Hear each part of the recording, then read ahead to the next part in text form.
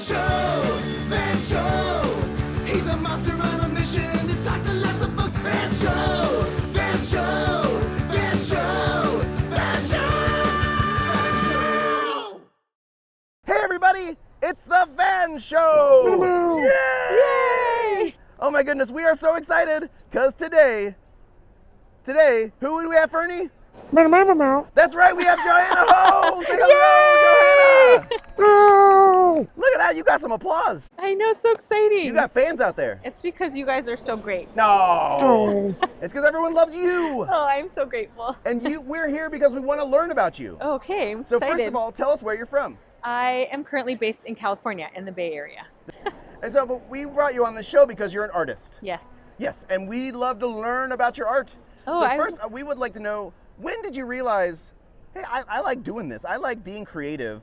And maybe I like it even more than other people around me. And maybe there's something to this. That's a great question. Do you know what's so funny is I did not know I wanted to be an author until I was an adult. So when I was growing up and when I was a kid, I really loved reading, but I really struggled with writing. Even I tell sometimes when I was in high school, I sat in front of a computer to write an essay for my class once, and I sat for 8 hours. How much do you think I wrote in 8 hours? Did you get the title down? I got a title. Okay, that's something. Okay. Maybe about 4 paragraphs? Okay, I wrote one sentence. One sentence. In 8 hours. So But you started though. I started. You took that first step. It's just really hard for me to get my ideas onto the paper. So in college, I would always go to the writing center and have people help with my essays. And it wasn't until I had my first child, he's in 3rd grade now, that I had this moment. I was looking for books for him that were inclusive, that had characters that looked like our family and looked like him and all the other kids in the world. And there were so few. And I had this moment that was like, maybe instead of complaining about this issue, maybe you should do something about it. Yeah. So it felt like a real moment of inspiration. And so I threw myself into learning how to become a children's book author. So can you tell us a little bit about that rejection process? Yeah, absolutely. So when I decided to become an author, I started to write, I started to practice and revise, and I queried agents, and eventually I signed with an agent. And my agent sent out 4 different manuscripts. So they sent it to editors, and it was almost a 2-year period on 4 different stories. They were just getting rejected. And it was at the point where I was happy when I got a rejection email because most other people just didn't respond at all. Oh, that's the worst. So after about a year, over a year and a half, we got one beautiful email from a person who's still my editor, Clarissa Wong, and it just said all these nice things about my first published book, which was Eyes That Kiss in the Corners. It said oh, I wish I had this when I was a kid, said nice things about my writing and made my first offer. And at the time I was camping in Colorado and I had no Wi-Fi and I hadn't showered in 5 days. And so I got a text from my agent and it said check your email. So I drove for an hour to go and check my email, and then I saw this email and I started to cry. So it was a long time coming. I want this to segue to the book that you brought today. Okay. Now, is this the newest book you've got? Yeah, it just came out yesterday. Whoa! I know. I'm Congratulations. super excited. Thank you. Yeah. So can you tell us a little bit about Yeah, sure. Okay, so this is We Who Produce Pearls, an anthem for Asian America, written by me and illustrated so gorgeously by Amanda Pongbotapakia. Oh. She is a multidisciplinary fine artist. So this is her first picture book.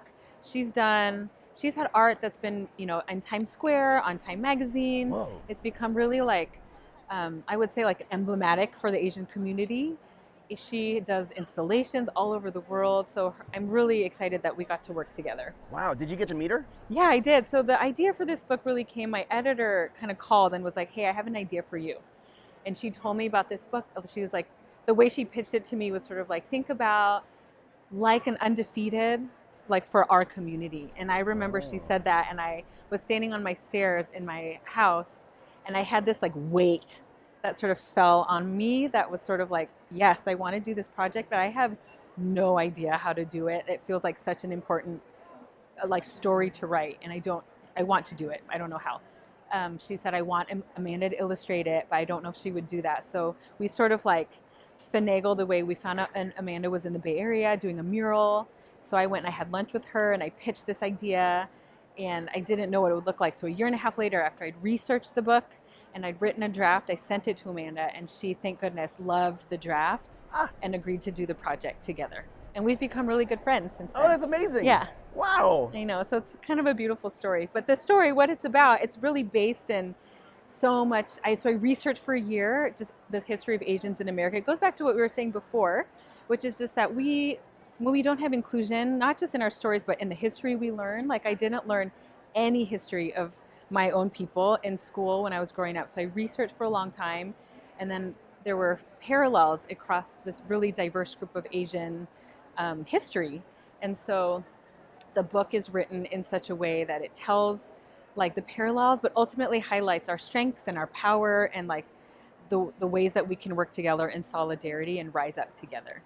So I am really proud of it. Yeah, I bet. Can you show us one of your favorite pictures from the Yes. inside? Okay. So her art, again, is so gorgeous. I'm just going to show it like this.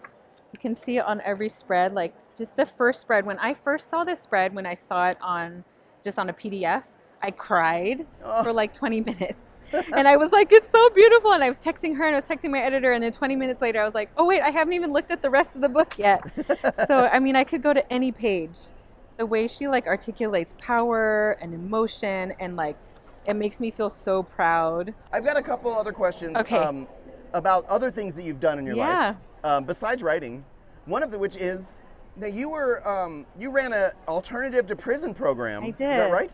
I'm really interested in how that works. You know what? I think something that's interesting is I feel like all the work that I've done is all aligned in the same way. So it seems really disparate, but it's really connected. So I feel like I'm someone who's really driven and motivated by working towards social change. So I started off as an educator. I was a high school English teacher, then an administrator. And we talk about the school to prison pipeline. The schools are part of a system that is not set up to create, equal access to the system, but it's really set up to maintain existing power dynamics within our history, our society. And schools are very much part of that. And so oftentimes the things that we see happen in school perpetuate what then becomes like a prison complex. And the way that we do justice or injustice in our nation is also very unequal and oppressive to particular groups of people. So I worked at this alternative. Basically what I was doing is I was designing an alternative to prison in an effort to sort of reimagine what that could look like. A place where people who had done things that had harmed society, who were serving time inside, could apply to serve time in our program. We were designing it to be very holistic and educational and healing and restorative, so that after going through our program, when they returned back into society, they would really be able to rejoin, make amends, and like contribute in a more positive way to society. Absolutely. Well, Fernie's the one that turned me on to prison abolition. Oh, good job, Fernie. Yeah. So yeah, you're talking to the choir here. Yeah, I love that. It. Very Who cool. knew? Yeah. So, Johanna, I have one other question, and then Okay. we're going to play a game. Okay. And this might be the most important question I've ready. asked today. I'm excited. Maybe I can just ask this question in 2 words. Okay. Are you ready? I think I'm ready. Butt dancing. Okay. Okay, ready? I will explain that. Okay, thank you. I have 2 children. They are now 6, or no, one just turned 7, the other one's 9. I am a dancer. I studied dance in West Africa, and I love dancing. And so when we're home, we do a lot of dancing. And my children really like potty humor. I don't know if you're into potty humor, Van, but my children really love Am potty I a humor. potty humor fan? Come on. So when we dance around the house, there's a lot of butt dancing. So you can just imagine what that might look like in a home with children who also like to not wear clothing around the house while they play music and dance. So that's been since they were babies, and it just gets more extreme as they get older. So, is it something like this? Yes, we would love to see an example. A little bit like that, but with like maybe the back part of your body. Yeah, like that. In all kinds of directions. In all the directions. Yes. All right, I got it. I'm doing really butt dancing. Look at me, Fernie. Fernie, can you do it? Let's see some butt dancing. That's pretty good too. That's fantastic. Wow, I didn't know Fernie could dance like that. Hey, well, good job. Good effort. We all learn something new That's every right. day. All right, butt dancing for everybody. Okay, we're almost done with the interview. Okay. But we're going to play a game before we go. I'm ready. For Dare, Okay. I would like to challenge you. Okay. First of all, are you left-handed or right-handed? I'm right-handed. Okay, So with your left hand, Okay. I'd like you to draw a portrait of me Oh. in 30 seconds. Oh, that's not very much time. You look kind of mean on this one, but you're really cute in real life. Ah! That's it. Pencils down. Let's see it. Oh, that's really cute. I feel like you look like a mean monster here. Goodbye. Bye.